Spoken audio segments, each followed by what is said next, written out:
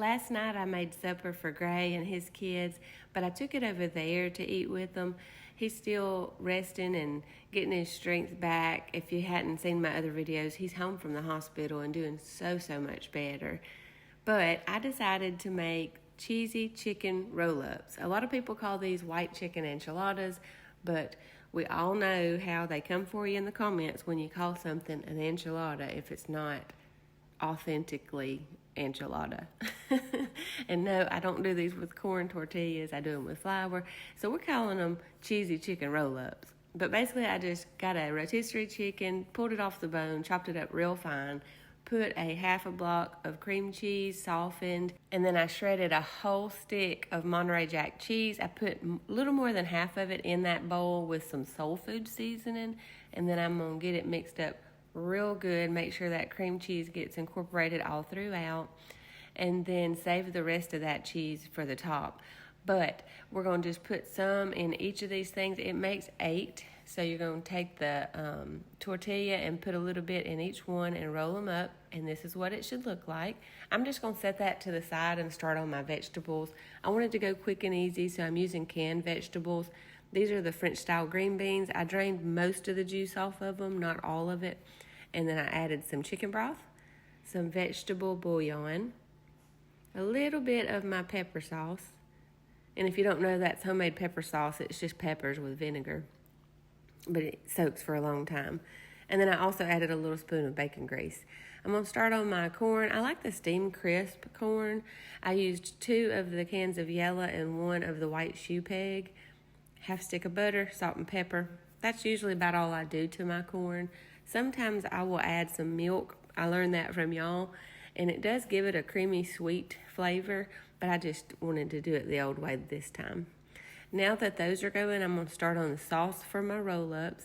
This is just like 2 tablespoons of butter, 2 tablespoons of flour, and then you're going to cook that, get the lumps out, and get that flour taste out of it. And once you have cooked it for a minute, you're going to add 2 cups of chicken broth to it. Once you get that in, just grab you a whisk and whisk that together real good. This is basically like making gravy, so you have to stay with it. You can't walk away or it's going to burn it. But when it starts to thicken, you take it off the heat and add a cup of sour cream and a whole can of green chilies. And you get that stirred together just real good. I decided to season mine with Morton's Nature Seasoning. I just put a little dash in there.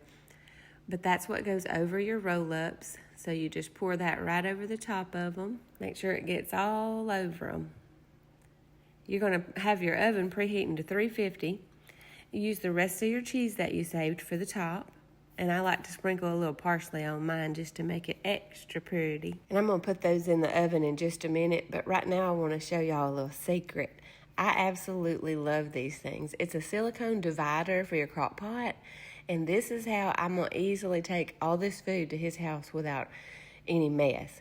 I have some of these in my TikTok shop. I also have them in my Amazon storefront. But I'm putting both of the vegetables I cooked in the crock pot, in these dividers, and that's what's going to keep them warm while everything else cooks. The roll-ups need about 20 minutes, so I also wanted to do Red Lobster Cheddar Bay biscuits, and they only need about 10 minutes. So I put the roll-ups on first, and then I start making these biscuits. I make them just according to the package instructions. I absolutely love these biscuits. And now I got them in the oven. Everything should get done at about the same time. So I melted my butter and put the little herb packet in it.